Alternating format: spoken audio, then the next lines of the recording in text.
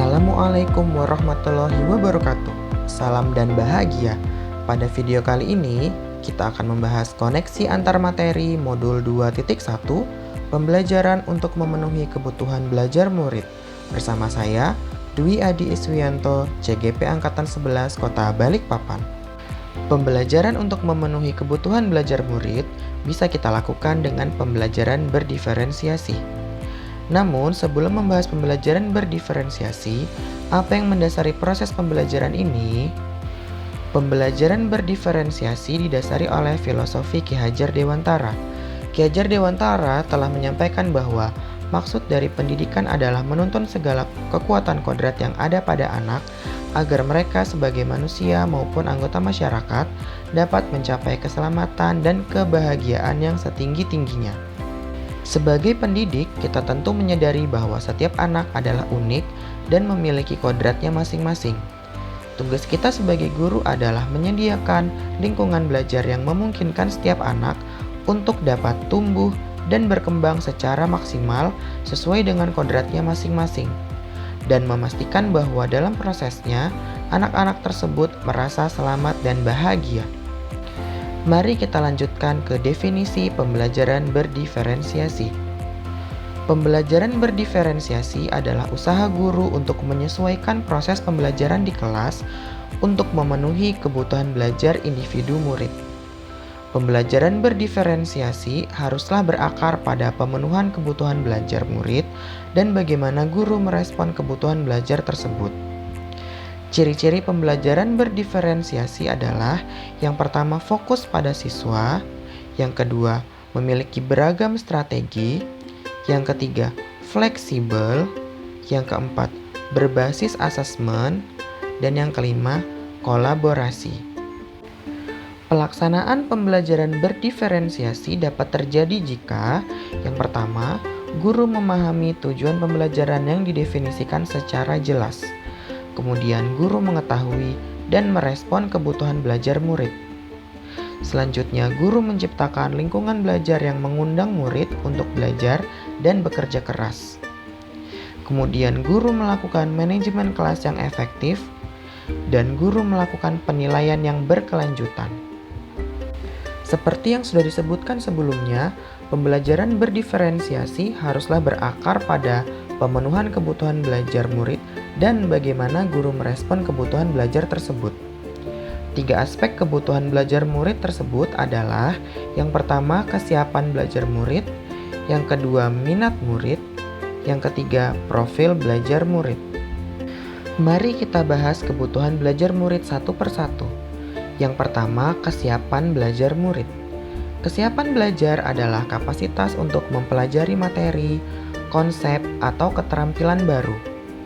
Kesiapan belajar lebih kepada informasi tentang apakah pengetahuan atau keterampilan yang dimiliki murid saat ini sesuai dengan pengetahuan atau keterampilan baru yang akan diajarkan. Kesiapan belajar murid dapat diketahui dengan melakukan asesmen diagnostik kognitif maupun non-kognitif di awal pembelajaran. Dengan mengetahui kesiapan belajar murid, guru dapat membawa murid keluar dari zona nyaman mereka dan memberikan mereka tantangan. Namun dengan lingkungan belajar yang tepat dan dukungan yang memadai, mereka tetap dapat menguasai materi atau keterampilan baru tersebut. Yang kedua, minat murid. Minat merupakan suatu keadaan mental yang menghasilkan respons terarah kepada suatu situasi atau objek tertentu yang menyenangkan dan memberikan kepuasan diri.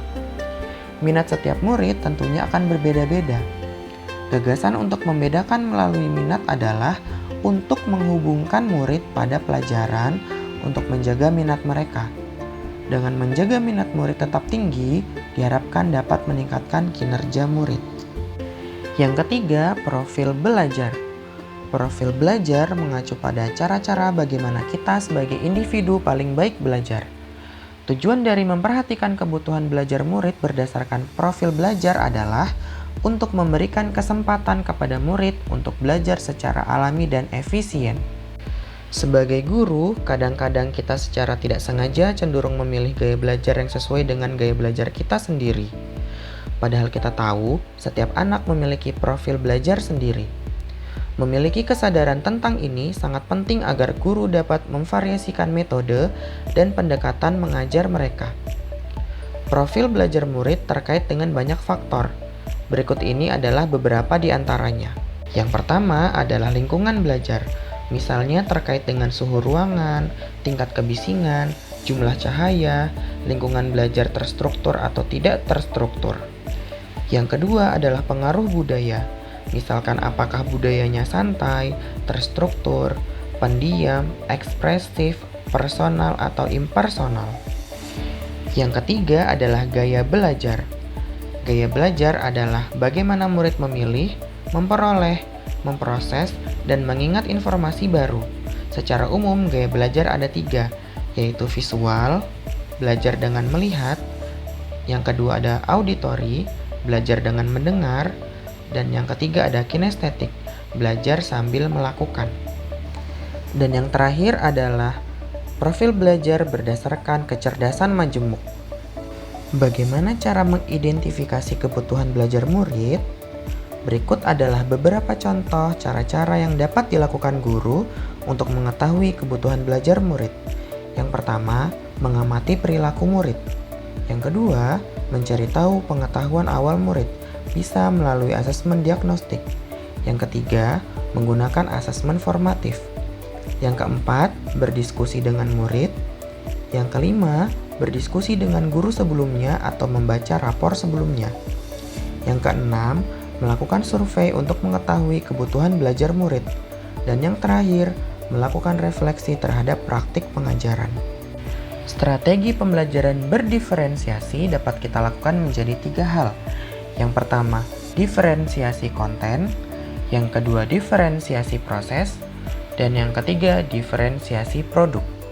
Mari kita bahas satu persatu strategi pembelajaran berdiferensiasi. Yang pertama, diferensiasi konten. Diferensiasi konten merujuk pada strategi membedakan pengorganisasian dan format penyampaian konten. Konten adalah materi pengetahuan, konsep, dan keterampilan yang perlu dipelajari murid berdasarkan kurikulum. Pendiferensiasian konten dilakukan dengan cara membedakan pengorganisasian atau format penyampaian konten menyesuaikan kebutuhan belajar murid, bukan mengubah atau menurunkan standar kurikulum. Selanjutnya, diferensiasi proses. Diferensiasi proses merujuk pada strategi membedakan proses yang harus dijalani oleh murid yang dapat memungkinkan mereka untuk berlatih dan memahami konten. Pelaksanaan diferensiasi proses yang pertama, kegiatan berjenjang. Yang kedua, pertanyaan pemandu atau tantangan. Yang ketiga, membuat agenda individual. Yang keempat, memvariasikan lama waktu pengerjaan. Yang kelima, mengembangkan kegiatan bervariasi sesuai dengan gaya belajar. Yang keenam, menggunakan pengelompokan yang fleksibel sesuai dengan kesiapan, kemampuan, dan minat. Selanjutnya, diferensiasi produk. Diferensiasi produk merujuk pada strategi membedakan produk hasil belajar murid, hasil latihan, penerapan, dan pengembangan apa yang telah dipelajari. Pelaksanaan diferensiasi produk yang pertama, memberikan tantangan dan keragaman atau variasi. Yang kedua, memberikan murid pilihan untuk mengekspresikan pembelajaran yang diinginkan. Namun hal ini tidak lepas dari pengawasan guru karena indikator kualitas produk harus tetap dikomunikasikan oleh guru. Selain strategi pembelajaran berdiferensiasi, lingkungan belajar yang baik akan menunjang proses pembelajaran. Lingkungan belajar atau atmosfer kelas yang positif sangat dibutuhkan dalam kesuksesan proses pembelajaran berdiferensiasi. Hal ini dapat terwujud dengan setiap orang dalam kelas akan menyambut dan merasa disambut dengan baik. Setiap orang dalam kelas saling menghargai, murid merasa aman, ada harapan bagi pertumbuhan, guru mengajar untuk mencapai kesuksesan dengan menggunakan scaffolding sehingga pembelajaran tidak terlalu mudah dan tidak terlalu sulit. Ada keadilan dalam bentuk yang nyata, guru dan siswa berkolaborasi untuk pertumbuhan dan kesuksesan bersama. Setelah membahas isi modul 2.1, sekarang kita akan membahas keterkaitan antar modul 2.1 dengan modul-modul sebelumnya.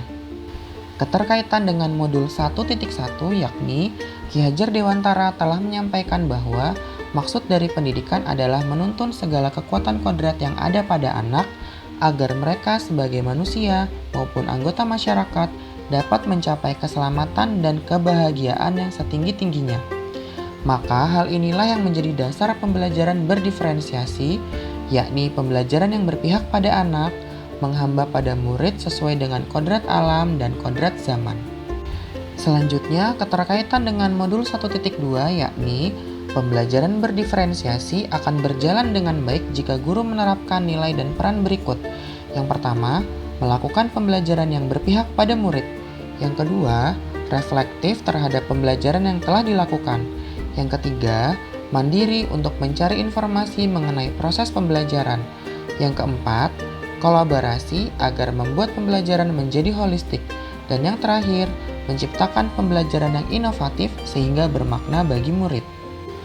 Keterkaitan dengan modul 1.3 yakni dalam mengembangkan visi, seorang guru hendaknya menyertakan pembelajaran yang berpusat pada murid dalam melaksanakan aksi dari visi tersebut. Pembelajaran berdiferensiasi bisa menjadi salah satu strategi dalam mencapai visi pembelajaran yang berpusat pada murid. Selanjutnya, keterkaitan dengan modul 1.4. Pembelajaran berdiferensiasi akan menjadi seimbang jika dilakukan di lingkungan belajar yang positif.